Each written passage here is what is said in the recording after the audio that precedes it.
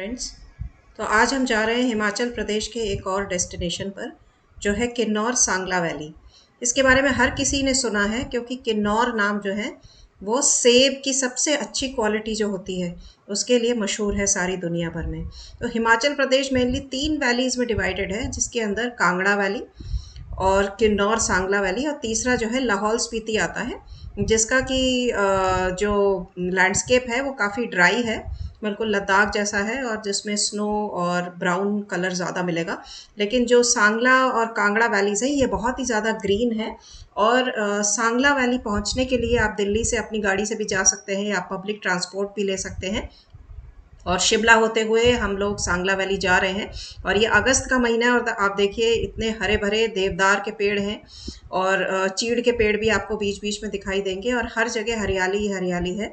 और ये जो जर्नी थी ये 2017 में हमने पूरी की थी। और क्योंकि ये बरसात का मौसम था तो आपको कुछ जगह जो है धुंध भी मिलेगी, और बहुत ही खूबसूरत हरियाली से लदे हुए ढके हुए पहाड़ मिलेंगे। और जो इस जगह की लोकल जो खेती होती है वो भी आपको आगे चल के देखने को मिलेगा। तो इस ट्रिप पे हम कहाँ-कहाँ जाएँगे और क्या-क्या कवर करेंगे उसके बारे में मैं थोड़ा आपको बता देती हूँ। तो यहाँ पर आप देखिए कि यहाँ पर चीड़ के पेड़ भी आ गए हैं, और पीछे बैकग्राउंड में आपको देवदार के पेड़ तो दिख ही रहे हैं। तो यहाँ पर सांगला में जाकर हम रुके, और वहाँ पर कई सारे कैंप्स और कॉटेजेस हैं जहाँ पर कि आप रुक सकते हैं। और जो हमारा कैंप था वो बिल्कुल बसपा रिवर के 100 मीटर की दूरी पर ही था, और 100-150 मीटर नीचे जाकर बसपा नदी के किनारे हम बैठ सकते हैं।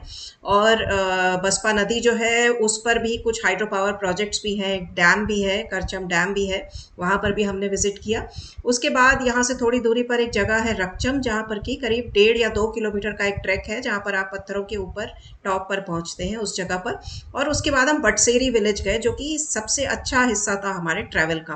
तो यहाँ पर आप देखिए ये बसपा नदी है जो कितने वेग से बह रही है। और अगर आप बरसात खत्म होने के बाद अक्टूबर वगैरह के महीने में आएंगे तो ये बिल्कुल एमरल्ड ग्रीन कलर की दिखती है, ऐसा कहा गया है।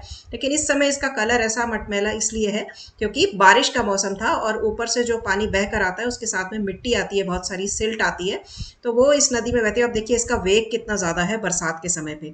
अब ये जो हम जा रहे हैं ये हम सांगला से रकचम ट्रैक की तरफ जा रहे हैं, जहाँ पर हमें ट्रैक करना था।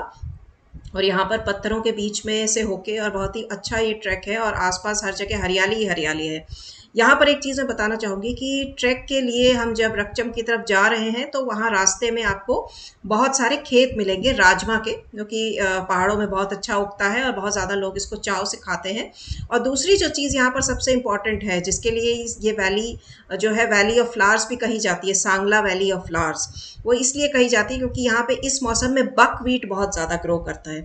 तो बकव्हीट असल में फूल नहीं है, और इसको खाने के लिए यूज़ किया जाता है पहाड़ी इलाकों में जहाँ पर व्हीट ग्रो करना मुश्किल है, मतलब व्हीट या राइस उगाना मुश्किल है, क्योंकि ज़मीन उपजाऊ नहीं है, बहुत अच्छी जगह कम है, और कंडीशंस डिफ़िकल्ट हैं। तो वहाँ पर इस बकव्हीट को उगाया जाता है, जो कि इसके अलावा हमने लद्दाख में भी पाया कि बकव्हीट को वहाँ पर खाने के लिए उगाते हैं जब गर्मी का मौसम रहता है। ये आपको पिंक कलर के जो फील्ड्स दिख रहे हैं पीछे, ये बकव्हीट है। तो ये असल में व्हीट या उसके किसी संबंधित ग्रुप का नहीं है, ये एक जंगली घास है, नॉटवीड की फैमिली का है। नॉटवीड आपको बताऊं दोस्तों कि अगर आप वैली ऑफ फ्लावर्स गए हैं उत्तराखंड में तो वहां पर भी आपको नॉटवीड बहुत सारी मिल जाएगी, और वो भी पिंक कलर की ही होती है। तो ये जो बकवीट है ये उसी की फैमिली का है, और इसमें पिंक और येलो कलर के फूल होते हैं जब ये खिलता है, बाद में ये काले रंग का हो जाता है। इसको हार्वेस्ट कर लेते हैं और इसको स्टोर करते हैं विंटर में, ये खाने के काम आता है क्योंकि इसमें स्टार्च की क्वांटिटी बहुत ज़्यादा होती है। असल में बहुत ज़्यादा इसमें न्यूट्रिशनल वैल्यू नहीं है, लेकिन स्टार्च होने के कारण इसको as a food grain use किया जा सकता है। असल में ये फूड ग्रेन या सीरियल नहीं है, मतलब व्हीट या राइस की फैमिली का ये नहीं है, फिर भी यहाँ के लोगों के ये बहुत काम आता है। तो बसपा नदी के ऊपर ही बना हुआ है, और इस पर एक बार में एक ही व्यक्ति को क्रॉस करने के लिए एडवाइस किया गया था। तो ये बसपा नदी नीचे से बह रही है, और देखिए सारे ये जो कलरफुल फ्लैग्स हैं ये प्रेयर फ्लैग्स हैं। और इस ब्रिज को क्रॉस करके हम जहाँ पहुँच गए हैं यही है बटसेरी विलेज। और विलेज की एंट्री पर ही ये जो एक बहुत बड़ा सा जो आपको स्ट्रक्चर दिख रहा है जिसके अंदर पत्थर रखे हुए हैं, ये है मनी स्टोन्स। तो मनी स्टोन्स मैं आपको बता दूं दोस्तों कि ये टिबेटन बुद्धिज्म में ये बहुत ही ज़्यादा इंपॉर्टेंट, इसको सेक्रेड माना गया है। वो लोग जो है वो अवलोकितेश्वर को मानते हैं, और उनके लिए एक 6 अक्षर का मंत्र है। ओम मणि पद्मे हम, ये मंत्र है और यही बार बार इन स्टोन्स पर लिखा हुआ है। जो ये सफेद रंग है ये ओम है, इसमें ओम लिखा हुआ है। उसके बाद मनी का माँ जो है वो आपका ग्रीन कलर में लिखा हुआ है। नी जो है वो येलो कलर में लिखा हुआ है। उसके बाद जो लाइट ब्लू में लिखा हुआ है वो है पद। और उसके बाद जो मे है वो रेड में लिखा हुआ है। और हम जो लास्ट वर्ड है, आखिरी अक्षर है, वो डार्क ब्लू कलर में लिखा हुआ है। और इन्हीं कलर्स में आप देखिए कि ये प्रेयर फ्लैग्स भी हैं और इन पर भी यही मंत्र लिखा हुआ है।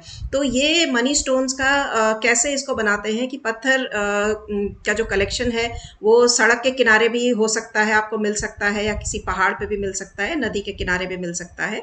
ये जो हम अभी चल रहे हैं ये बटसेरी विलेज के अंदर चल रहे हैं और ये जगह बहुत ही मशहूर है अपने एप्पल्स के लिए। पूरा किन्नौर सांगला वैली जो है वो मशहूर है एप्पल्स के लिए सारी दुनिया भर में।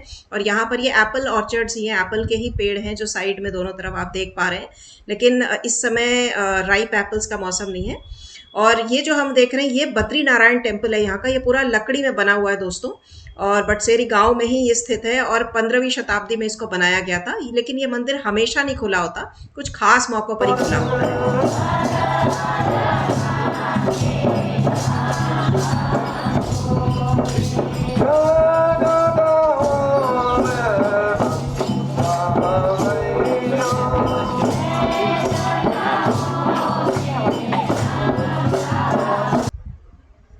तो अभी आपने देखा कि इस मंदिर में कीर्तन था और उस दिन एक कोई फेस्टिवल था, इसलिए ये मंदिर खुला हुआ था। अब हम जो क्रॉस कर रहे हैं ये करचम डैम है और ये बसपा नदी पर ही बना हुआ है। तो दोस्तों जब आप सांगला वैली आएँ तो इन जगहों को ज़रूर कवर करें, बहुत ही खूबसूरत जगह है। और बरसात के समय अगर आप अगस्त से लेके अक्टूबर के बीच में आएंगे तो इसकी खूबसूरती देखते ही बनती है। और यहाँ पे सेबों का मज़ा लेना भी आप ना भूलें।